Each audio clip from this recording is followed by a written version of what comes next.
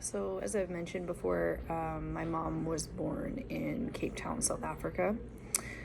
And this was the 1950s. So in the 60s, the South African government took on a very strict policy of apartheid, which involved measures such as giving people what they called a dam pass, not allowing colored and black people to leave certain areas where they were designated to be. The black areas were called townships. My family owned a house right downtown Cape Town overlooking the ocean, and it ended up being in a zone where they zoned it as a white area. So my family was forced to leave that area and move into like a colored area, which is called Weinberg, and that's where they still live. People, like especially educated people, were prohibited from gathering in groups. So I know at least one of my uncles got arrested, and a lot of my aunties worked as teachers, so a lot of my family was considered educated. My grandpa was a principal, and a very highly regarded teacher, and he decided to leave South Africa and move his family, which included my mom and her sister.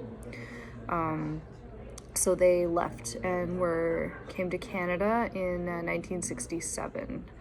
And one of my grandmother's sisters was already here in Canada, I believe. So my whole family's history has been kind of guided by this trauma that happened, and we were raised outside of our culture, which led to some pretty big divides, like particularly between me and my mom, like just not understanding the cultural context that she grew up in.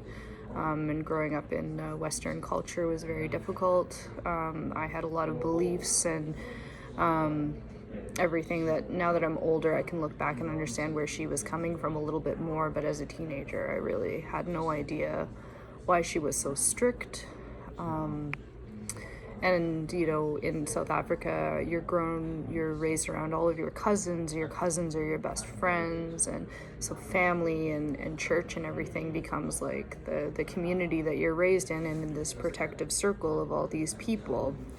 In Canada, our family is so small, so instead of like a protective circle, it was really like, my mom and me and my brother and,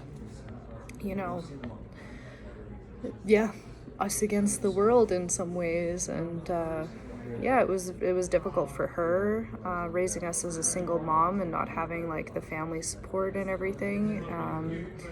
And then us being in a culture that wasn't what she grew up with and how she believed it was right to raise kids. And as I got older, I started really relating to the cultural assimilation practices that happened in Canada against First Nation people too. And when I relate like what happened to South Africa and what happened to First Nation people in Canada, like there were policies that were shared, like the reservation system and the township system were very like congruent.